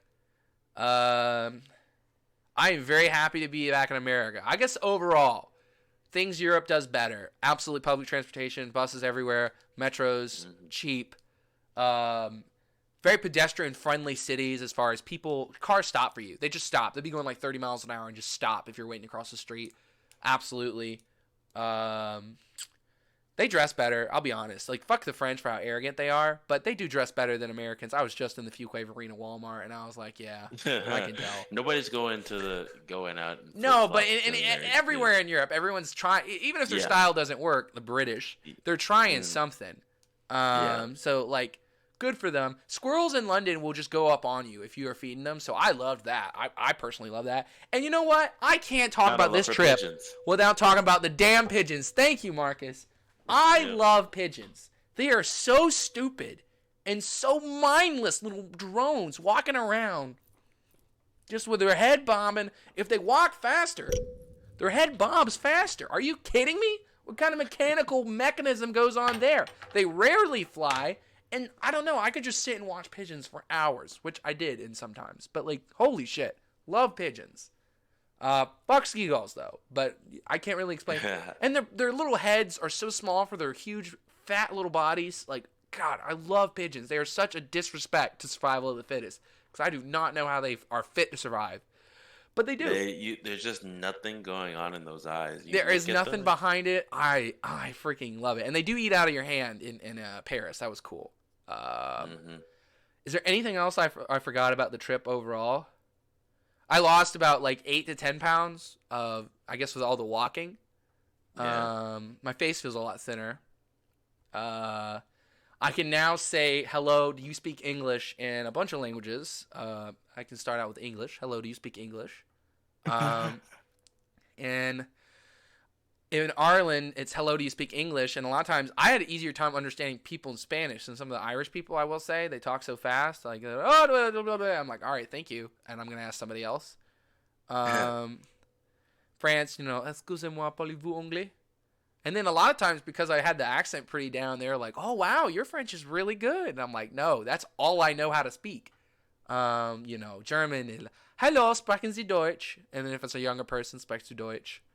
Sprechen Sie English? Sorry, damn it. He always keeps asking, do they speak German? Do you speak German? And then they go, and I'm like, fuck, I meant English. Shit. Czech is, ahoy, molvíš angličky. And they do not speak English in Czech. Italian, ciao, parlo inglese. Speaks louder than anything. What? So luckily money speaks louder than anything. That is true, but not in Czech. They're not that loud. No, that's a quiet dollar. I forgot. By the end of the trip, I was so over trying to learn stuff. I think in Portuguese it's hola, but it's O-L-A, and then it's like fales inglês. Like there's a shish on the both, and that surprised me. I asked a couple people about it, but hola, fales inglês is how you say in Portuguese. I don't know how you say Brazilian Portuguese. Hello, do you speak English? Best food probably was Italy, but I'll be honest, like I was a little disappointed in the European food. Just a little. That's my opinion. I like my greasy food, man. Alcohol, the spritz was terrible. I don't drink beer. Like the breezers Yeah. and the ciders I had were really good. Way less cocktail selections, but they do kind of give you more booze than American bars. The no tipping Yeah. thing, they say no tipping, but a lot of they charge you anywhere from €2 to €6 for water, automatic, and you don't know how much it's gonna be. They just say, "Do you want water?" Yes, you just say, yeah, because you sound like a broke bitch if you just be like, Yeah, how if- much oh, is the water? Oh, well, if you have to ask, you can't afford it. I'm sorry, water? So, but then a lot of places will charge you for the table. So if you sit down, they charge you anywhere from €3 to €6 or €8. So I will say I prefer tipping and then knowing what I'm paying for versus the style of, oh, well, you don't have to tip when you go into Europe. Half the time, they know you're American, so they guilt trip you at the end. They go, and this does not include the service Yes. charge. So, bitch, I already, whatever, I'll tip. I'm traveling. It's not like whatever. If I was really saving, I wouldn't be traveling. And then second, like, they get it back with charging for the water. And it's not just like they charge water and bring you water. It's per bottle, and it's like a liter, and they charge you anywhere from 2. So if you are thirsty, you're going to pay more. You might as well get booze. That's what it was. What we ended up doing after a certain point. We were Yeah, we just just like, stopped you know ordering what? water. Fuck paying. Yeah, we were like, fuck paying for water. I'll get my water mixed in with my alcohol. I was in Fatima. By the way, I went to Fatima, and that was nice. Ah, yes. It was not as cool as Lourdes, but it was still nice to go. It was I probably have I feel no need to go to Fatima. It was like, okay, there's a church, there's a big open area, there's a basilica there, and I was also towards the end of my trip. I was very tired, but I had to I had to use the bathroom, and I didn't have any cash on me, and they got a person standing there with a little like wheel turning like you're going on the subway, and you got to have €1. So I had to stand there at an ATM and take out €100, which was the smallest amount it would let me to take out, just so I could go take a piss. So I mean, I didn't necessarily love that. That is a European thing in general. There's not very many free toilets. No, there is Alright. not. I'm trying to think of other things. Like, definitely don't allow Italian people to drive in the United States or French people. But I saw bad driving all across Italy, and I can just say Paris had really bad driving. But I do not trust an Italian behind the wheel. And I spent a week in Italy. I went to 5 different cities. None of them can drive, and it's really unsafe. I don't know how more people don't die. Who knows how many people do die over there? But the Italians cannot drive. Very fun people. That don't let them drive. It's doesn't even make sense how you get that bad at driving. It just has to be a lack of regulation. The fact that nobody ever overlooks you, like the fact they just give you a license probably, and they're like, okay, you can drive now. Yeah, I So will they're say like- Europe is less idiot-proof. Perfect example is like not putting barriers on the art you're not allowed to touch. And America's they have shit like, hey, don't drink the shampoo, and like little barriers that tell you don't jump on the subway tracks. And Europe, it's like, I mean, if you are stupid enough to do it, you can go ahead and die. And that's kind of like their attitude with stuff. And I respect it. I'm not sitting here Natural saying selection. you need it. Yeah, they're much more about natural selection. I'm like, if you don't want to get cut off, you better get good at shoving people, which is nice for me because I'm like, I'm trying to be polite and not shove people because I'm bigger than all these people. But, like a week and a half into my trip, I'm like, okay, fuck you. You're not cutting me off. So I ended up shoving a bunch of people. But he's like, you're going to shove me first. I never initiate the shove. If you shove me, I'm not moving. You're not cutting me off. You're not saying excuse me, and then I just walking. That was, yeah. God. The balls on this guy. But yeah, I'll go ahead and say, I'll go ahead, I guess, end the recording. I'll probably post this on YouTube tomorrow because I got to go. But this was a great trip, a life-changing trip. I am very glad to be sleeping in my bed, shitting in my toilet, and eating my food, hanging out with my friends. Even though I did get to hang out with Marcus, but it's not quite the same as hanging out with Marcus when he's back here in the States and with my friends here in North Carolina. And I definitely missed home. About 3 weeks into the trip, I was missing home. And so I'm very glad to be back. And any closing remarks before I close out the video, Marcus? And I don't know if Joseph's still in this call. Oh, Joseph No, left a he while left. ago. Damn. Yeah, he left a little bit ago. No, I just say that, yeah, I definitely recommend getting out to travel. Oh, yeah. and Sorry, I getting know I out. did a lot of bitching, but yeah, absolutely recommend it. I'm not sitting here coming back and saying, I wish I hadn't done it. Definitely very glad I did. Yeah. Definitely, once you get into that longer time frame, me personally, just at near the 2 week mark, I was already starting to get miss my own bed a decent amount. Yeah. So it definitely comes quick. Like there's a definitely a good time frame for being out there and traveling. Where you get stay too long and then you just really start to lose the interest in the same things that you were like You're like really awe passionate about. factor. Yeah. Yeah, your awe Which factor was definitely Lisbon goes was down. my last stop. I was so surprised at how much I enjoyed Lisbon because I thought well, maybe I'll be so tired at the end of it. But Lisbon was just amazing. So the other thing I'll say is like, yeah, travel in 2 to 3 week increments. If you are lucky enough to be like, if you want to quit your job or have a job where you can travel, that's the way to go. Longer than 3 weeks, there's negative returns on the amount of tired you are to how much enjoyment you can have. Um, Second thing, if you're like Marcus and you're over in Europe, like I would, if I could do this over, I got a lot of cities in for only 5 weeks, but some of these I didn't get to stay in that long. So if I could do it over, if I was like Marcus' shoes and I was over in Germany, I might go spend a week in Madrid and then a week in Barcelona and then come home. Like really get to enjoy those cities and not be like because when you're like 1 night or 2 nights in a place, you pretty much get 1 day either way to explore or a half a day, and then you're pretty much prepping to travel to the next place and like you have to give so much time, especially if you're doing airports and you're flying or trains. Less time, but still a significant amount of time to get to the train stations a lot of times if you're walking or Ubering and like definitely like I wouldn't have a problem with someone booking a trip and like, hey, it's a month trip and I'm going to 6 cities. I'm like, that's a really good pace. You're gonna get to really see most cities and enjoy it and not be rushed. But the rush is a bit exciting too. But this is like when I Recommend the end. Euro pass. Yeah, I wouldn't necessarily say so. If I do it over again, I'm just gonna fly. Some of these flights are like anywhere from like my flight from like Toulouse to Madrid was $35. And like, yeah, I would if I could do it over. Then my next trip, I'm not gonna plan out as much. I'm gonna go to one city, pay for like 4 or 5 nights, and then while I'm there, think about where I'm gonna get a cheap flight next. And flights are so cheap. I don't necessarily feel the need to get the Euro pass again if I go. Although traveling by train is more fun than by plane. I know from Madrid to Barcelona, my train was going 200 miles an hour. So that was really cool. It was really quick and it was like a plane in a way, but you get to actually see the countryside. So definitely recommend train traveling, but it's for some reason in Europe the planes are cheaper for the most part. So with all that, thanks for watching. Maybe you watched this all in one sitting. Maybe you set it down while you were cooking and listened to it. Or you've slowly spaced out your watching over like a week of doing shit in between. But appreciate you watching, and we'll see you from. And thank you for enjoying our podcast. Yeah, our podcast. Now I can't call it that, but peace, guys.